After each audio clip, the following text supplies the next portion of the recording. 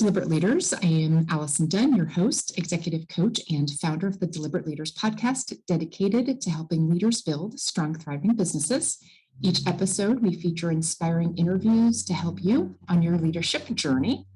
I am very pleased to introduce our guest today. Today, we have with us Michael Timms. He is a leadership development consultant, author, and speaker specializing in creating accountable cultures. His latest book is How Leaders Can Inspire Accountability. Michael, thank you so much for joining us here today. Thanks a lot, Allison. I'm super excited to be here with you. Awesome. I love to kick these off with a deliberate conversation. So would you share with us your number one leadership tip for our listeners? Oh my goodness, my number one leadership tip. I would have to say that if I could just give one little tip to anybody in a leadership position, it would be this: ask for feedback regularly. And the reason why I say that is a couple reasons. Number one, when we get put into a leadership position, we because of power dynamics and organizational behavior, people start to act weird around us, and they don't give us feedback that we actually need to hear. And everybody's probably talking about this one thing that we all need to hear, or that we need to hear, but because we don't ask for it, we're never going to hear it, and that's not good. So one, it's good for self-awareness, and to figure out how you can improve. But the other reason why I suggest you ask for feedback regularly is to create psychological safety. Because again, people feel a little bit more nervous, a little bit more, they watch what they say a little bit more around their boss, and that's actually not good. You want to have total psychological safety so that people can, feel free to focus on the things that matter most, and just get to work and not worry about saving face or anything like that. So I would say that asking for feedback on a regular basis is probably the most important thing you can do as a leader, to become a better leader, learn how to become a better leader, and create that psychological safety. I think that's a fantastic tip. And I have to admit, I feel like most people, I'm sure, do ask for feedback. But let's say someone has not in a long time, or from someone. How do you open that conversation when you're the leader and you do want that honest feedback? How do you tee that up? Yeah, so that's a great question. I'm so glad you asked that. So it's really important. There's a bad way to ask. Well, there's a lot of bad ways to ask for feedback. One of the worst ways is, do you have any feedback for me? Because the answer is no, or I can't think of any right now. But the way you want to tee that up is that, and I like the way that you said that, Allison, is how do you tee that up? And the way that and to me, it's about setting expectations. And I think you need to set expectations in any key relationship, whether that's, as a manager with an employee, or even an employee with their manager, heck, even with your neighbors. I think it's important to set the expectation of feedback and to say, hey, look, I want to be the best manager I can be. I want to be the best neighbor I can be. Hey, anytime that you have something that you want to tell me, I really would like to hear it. And so you're giving them the why. The why is because I want to be better. And when you set that expectation up at first, then it makes it way more easy, and people aren't surprised. They aren't caught off guard. But when you do ask, it's important to follow Marshall Goldsmith's advice. And instead of saying, do you have any feedback for me? You ask about a specific area, and you say, hey, how can I do better at facilitating meetings? Or, how am I living the corporate values? And where do you think I could do better in living the corporate values, right? That gives people something specific, and that makes it just way easier to actually get really helpful advice. Yeah. Thank you for kind of giving listeners a few ways to think about that. I think that's very helpful. So your topic, your book, How Leaders Can Inspire Accountability. Accountability is sometimes a little bit of a elusive idea. And so I'm curious, I didn't share this with you, but I would love your definition of what accountability is. Yeah, again, I'm glad you asked that to kind of tee up this conversation about accountability, because I agree, Allison, that a lot of people, I ask this question of people in leadership positions, and I ask people not in leadership positions, what is your definition of accountability? And you're right, there's a lot of different answers. For the most part, people are, especially when you're in a leadership position, they're saying, oh, it's a good thing, we want more of it. But some people have some negative feelings about accountability. And so one of the first things that I do when I'm teaching people about accountability is to let's get on the same page as far as what accountability is. And the way I define accountability is taking ownership of results and working to improve future results. So, hey, whatever's going on here, I'm going to own it, okay? Whether it's good or whether it's bad. And really, why do I own it? That's the second part of the definition: to improve future results. Because you cannot improve future results until you take ownership of your present situation. Yeah, I think that's a kind of that drives the whole point of when you can have someone be accountable, you have to know what you're aiming at for sure. Let's actually dive into that a little bit. I'm thinking, we're leading a community through goal setting for 2022 and all of the plans. And so with that in mind, what are some of the ways that leaders can help set realistic and effective goals for which they can be accountable in the new year?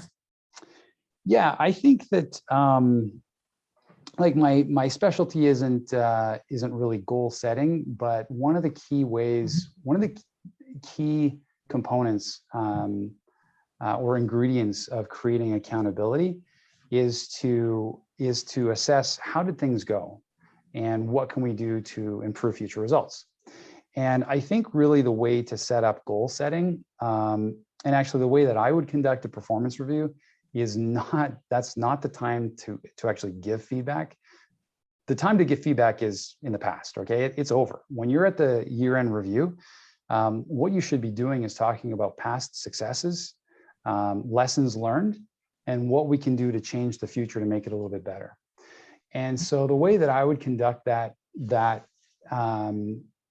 end of year review to set up the next year for success and to facilitate that discussion about goal setting is to ask a few questions. Number one, what went well? So from your perspective, Allison, what do you think went well last year, right? And then the next question is, okay, that's awesome. Here are some other things that I think went well. Great. Now, the next question is, what do you think that we can do, or you can do, or the two of us can do to make sure that those good things continue to happen in the new year? And that's going to give you some ideas about, okay, well, these are some of the things that I need to do to set some goals to continue these successes. Great. Next question I would ask is, okay, well, what do you think didn't go so well last year? And so you give your answers. I would also, I might say, yeah, and you know what, here's another thing that I saw, that I noticed, that I didn't think, went really well. How do you feel about that? And then the next question is, what do you think we can do to make sure that those don't happen in the next year? And so it's not about you and your performance. It's really about the future, and how can we, what processes or systems can we implement to make the future better than the past. And I think that's really the way to facilitate that discussion about goal setting, and some beautiful goals are going to come out of that, those questions. Another great question, actually, when you're setting up this discussion for goal setting, that all managers should ask in the year-end review is, hey, how can I better support you? What can I do differently to better support you next year than I did last year? And so, like I said, I think those questions will really facilitate great dialogue. Fantastic. I think good pointers and tips. I know in answering that question, you said, feedback is for in the past, right? Because you can't change it. So in goal setting, I completely agree. We're also at that point in the year where people are asking for giving performance reviews in reflection of the year.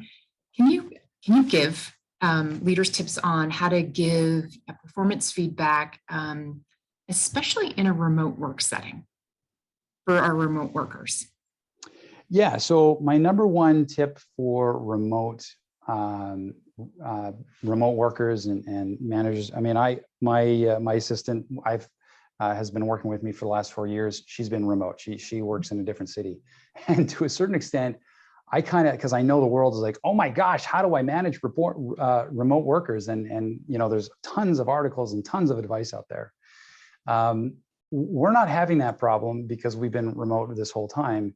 Yep. And one simple trick to manage remote workers is have weekly one-on-one meetings with everybody who reports to you. That one tip, I promise you, is the most valuable tip that you will ever hear for managing remote workers or managing people in general. And honestly, it doesn't matter if I'm talking to you over Zoom or if I'm talking to face-to-face. For sure, I mean, face-to-face is more fun, and you can, maybe feel people's energy a little bit more face-to-face. But for the most part, it totally works over Zoom. And really, what you're trying to do in those meetings is you're talking about first of all, it's reserved time for that employee to get what they need from you, their manager. Because I hear managers say, well, I talk to my employees like every day. Why do I need to do a weekly one-on-one meeting? Well, it's not for you, dummy. It's for your it's for your employee. Okay, it's their time to get what they need from you. And so, sorry, I'm not calling your listeners dummies, but I'm. So what I'm saying is, so that would be kind of the number one tip. And pardon me, and the content of that meeting is, in addition to giving your employees what they need from you, you're also reviewing, what were the assignments from last week? How are we doing on those assignments? What are the assignments? What are the new assignments? That's also time where you can talk about your goals. What are your longer term strategic goals? And that's a time to give feedback. And when I say give feedback, my very first tip on giving feedback, especially to remote workers, but to any workers, was actually the first tip that I gave you. What's my number one leadership tip? Ask for feedback. Because the problem is you might have the formal authority to give your employees feedback, but you don't have the moral authority until you have demonstrated that feedback is a gift, that you want feedback. And so when you have demonstrated, hey, this is a feedback, I want this to be a feedback-rich relationship. This is a feedback-rich culture. I want your feedback because I think it helps me improve. I know it will help me improve. And when I've demonstrated that, that's when I have the moral authority to provide feedback. So that's probably my number one tip. But when you're actually giving feedback, there is a very simple solution. And I'm going to advertise a different book other than my book. I have changed this a little bit, but there are a ton of feedback models out there, and they are there's and I've researched a lot of them, a huge portion of them, and I can tell you there is one feedback model that works better than just about anything else, and that is the model that's in the book, Crucial Conversations. There is no better feedback model because they get one really important concept right. Most people go into feedback conversations thinking, okay, I've got a message, and me providing feedback is simply me delivering that message and then running away. And they got to deal with it. That is not the way feedback works. Feedback is a dialogue. And the reason why it's a dialogue is because you, as the manager, believe it or not, you do not have a monopoly on the truth. Okay, you have a perspective. It's a valuable perspective, but you might not know all of the facts surrounding the issue that you're about to give feedback on. So my advice is, after you have asked for feedback and demonstrated it as a gift, there's really four additional steps. I would say, number one, ask about the situation. Say, hey, how do you feel that meeting went yesterday, right? Or last week or whatever, and get their input on how they felt it went. But then you share your observation, which is step number two, is share your observation. Say, hey, this is what I've noticed. When you were in that meeting, I noticed that you kind of shut down any, some of the people there, and I felt that it kind of truncated the meeting and ended the meeting before everybody got a chance to be heard.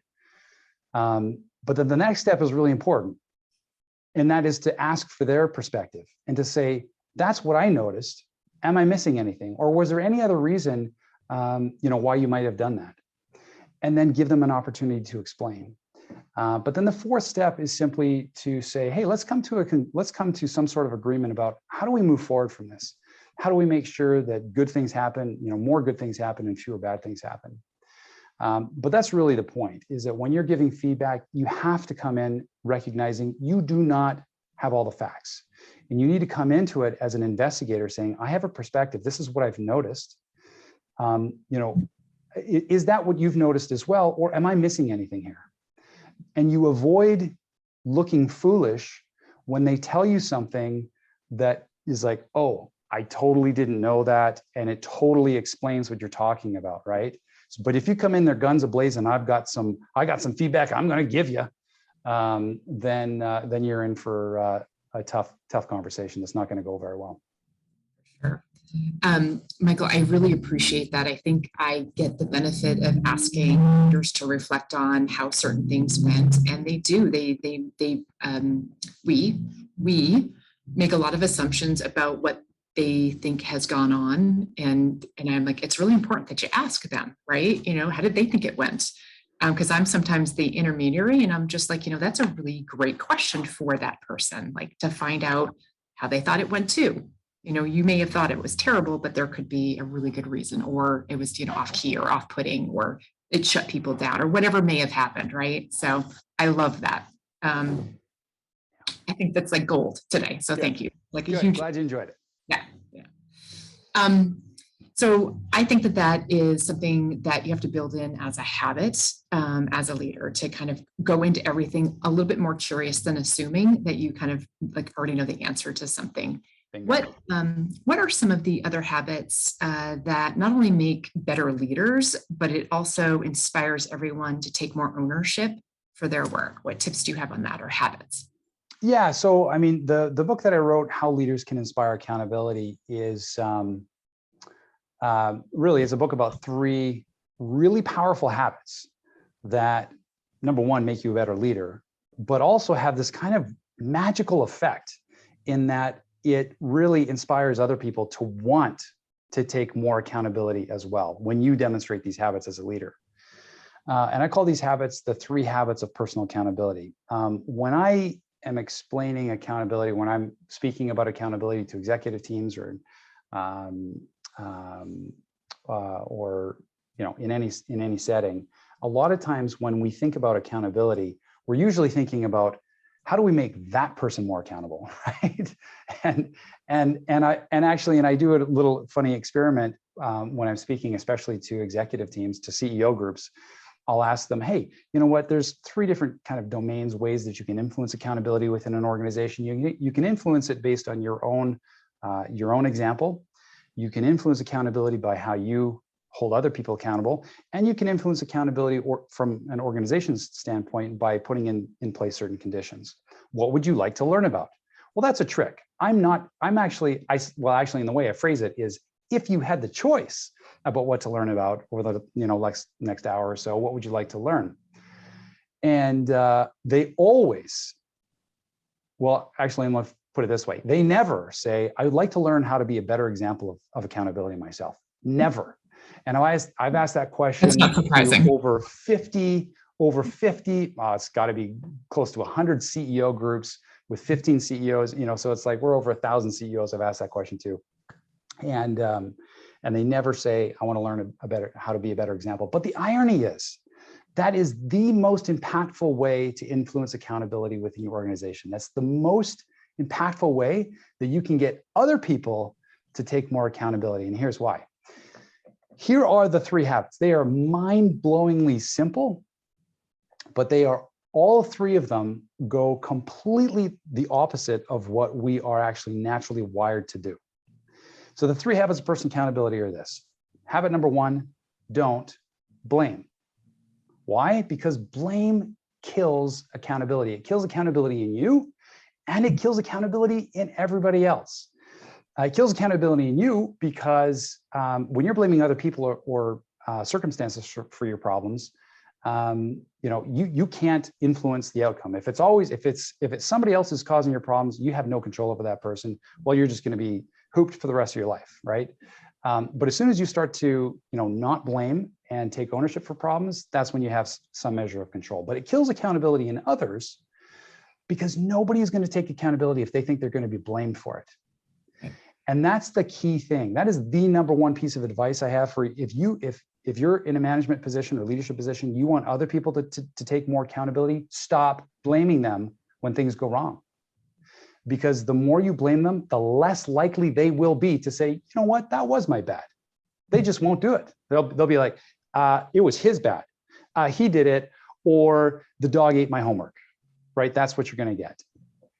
Habit number 2 is look in the mirror.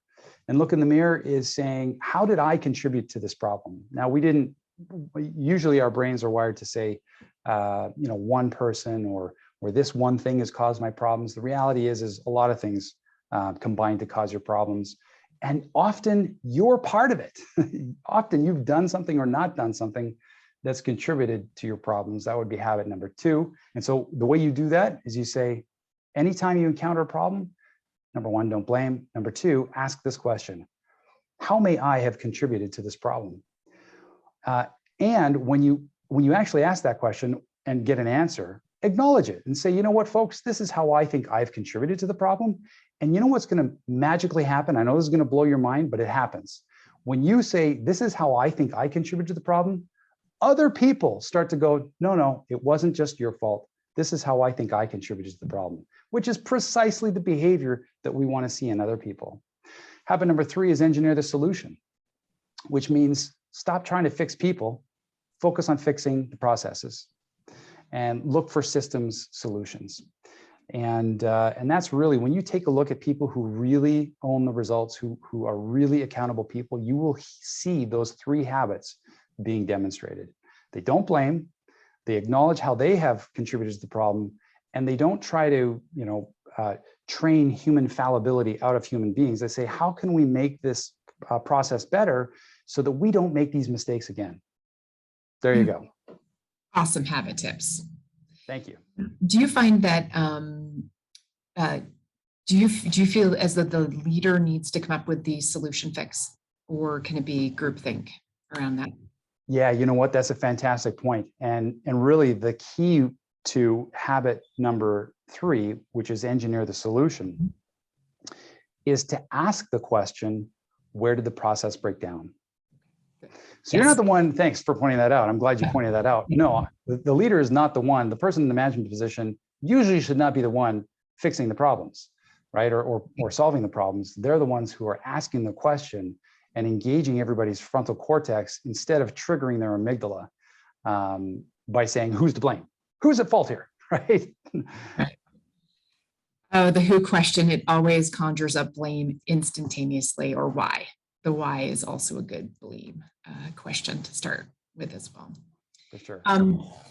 I know that the news is talking about, a lot of, people leaving the workforce and, this mass exodus out of corporate world. And I know that people are sometimes in their office at work going, should I be leaving? Am I missing this trend?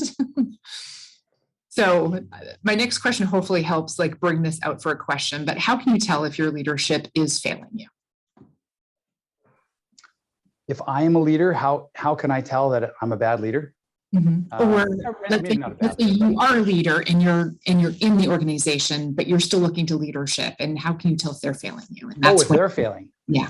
Look, one of the key responsibilities of leadership is to provide a clear understanding of what are we trying to do here? What is our goal? What is our purpose? What are our priorities? What are our values? If you can't recite your company's purpose off by heart, that's a problem. That's a communication problem from up top. If you can't explain your strategy by saying these are our top 3 or 4 strategic priorities, that's a problem. That's a lack of direction from your leaders. But actually, something just recently in the news, on Friday, CEO from, I don't know if you heard about this guy, CEO from, is it better.com, fired 900 people over Zoom. Did you hear about that? No, no, do tell more. Yeah. So, I'm curious. And with all of the news articles are like, this is just the latest in this guy's history of bad leadership. But it talks about the toxic culture that he had in his organization, where of course he would blame, anytime things went wrong, he would blame people. He would was abusive, you're stupid. And actually in company-wide emails, you are dumb, dumb, dumb. Stop it, stop it, stop it. You're making me look bad and stuff like this. And it's like, you've got to be kidding me. And I'm just like, why does anybody work for this guy? It does make you ask that question. So that would be when leaders are failing us. Yes, absolutely. That is Great example. leaders are failing us. Yes. And so if your leaders tolerate blame, if they tolerate bullying, if they demean people and openly disrespect people, that's a sign that your leadership is failing you. And you know what? That's the time to jump ship, right? Life is too short to stick around with a company it affects you psychologically, it affects you physically, and you bring that home with you. Life is too short. Don't work for leaders or people in leadership positions who create a toxic environment. Excellent advice. I think the age-old question is, what are some of the questions that you can ask when you're bringing leaders into your organization? So what are the questions that you can ask that can help identify whether it's a good corporate leadership and values fit for a company that creates more accountability and ownership? So if I'm interviewing somebody for a leadership position in the organization, yeah. I'll tell you what, one of this is kind of indirectly answering your question. The way to assess if it's a fit, of course, design some questions around your values. Like, what are your values? Design some questions about, hey, how have you lived these values before? Why do these values resonate with you? But what all organizations do, one of my specialties is succession planning. And I help organizations develop a process for promoting people from within. And one of the very first things that I suggest to clients is that they identify their leadership competencies. Now, most organizations, their leadership competencies are this unwieldy matrix that describes not just the perfect leader, but the perfect human being who does not exist, nor do the incumbent leaders look anything like the leadership competency model that they have articulated on paper. That's not what I'm talking about. I've seen that before. Of course you have, right? So that's not helpful in interviewing people for leadership positions. What is helpful is if you identify, look, of all of there's a bazillion books out there about how to be a better leader. I'm sure most of them have really good advice. But look, there are for sure not all leadership behaviors have the same impact on people or results. Some leadership behaviors really have a much stronger impact on people and results. What are those few high impact leadership behaviors in your organization? That's what leaders need to be asking themselves. And what I do with clients is the way that I help them discover those leadership competencies is to reverse engineer their success stories. And once we hear enough of these stories, and when I facilitate focus groups, and we hear a lot of these stories, we put the data on the table, we start to see patterns emerge. But what were the behaviors that led to these successful outcomes and these positive impacts on people and results? Once you've done that, that should be your criteria for promotion, your criteria for recruiting into leadership positions. And in fact, my clients do not promote anybody into a leadership position unless the executive, depending on how large the organization is, but unless the executive team unanimously agrees that this individual is demonstrating those leadership competencies, to a sufficient degree. And that is the best advice that I can give to people in leadership positions to ensure that you're hiring the right people. And don't go by your gut. Oh yeah, I think, because what happens is when you go off your gut, you're going to hire people who look like leaders, who dominate the discussions, who are ultra confident, who are super decisive even when they have zero information, right? And they get into leadership positions, and then you're like, wait a minute, this person sucks. Like, I don't want to report to this person, and I feel bad for anybody else who is reporting to that person. So don't go with your gut. Don't try to build the Dr. Frankenstein's monster competency model to build the perfect leader. Just focus on the few high impact leadership behaviors that really make the biggest difference in your organization. Excellent. Thank you, Michael. I would love for you to share what are the best ways for people to follow or connect with you and to get more information.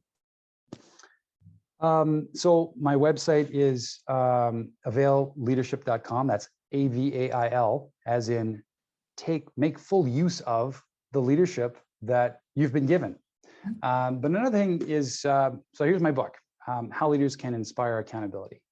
And if you want to learn more about what I teach, strongly recommend that you check out that book on Amazon or anywhere else that you buy books. And if you do make it to my website, I send out regular blog posts and articles, and you can subscribe to that. So yeah, I'm sure that your listeners would, given what I know about you, Allison, we're on the same wavelength. I'm sure your listeners would like some of that stuff too. That some of the principles that I share. Fantastic. I will make sure that I include a link to your book in the show notes, as well as to your website. Michael, thank you so much for joining us today. It has been truly a pleasure speaking with you. It's been awesome speaking to you too, Allison. Thanks so much for having me on your show.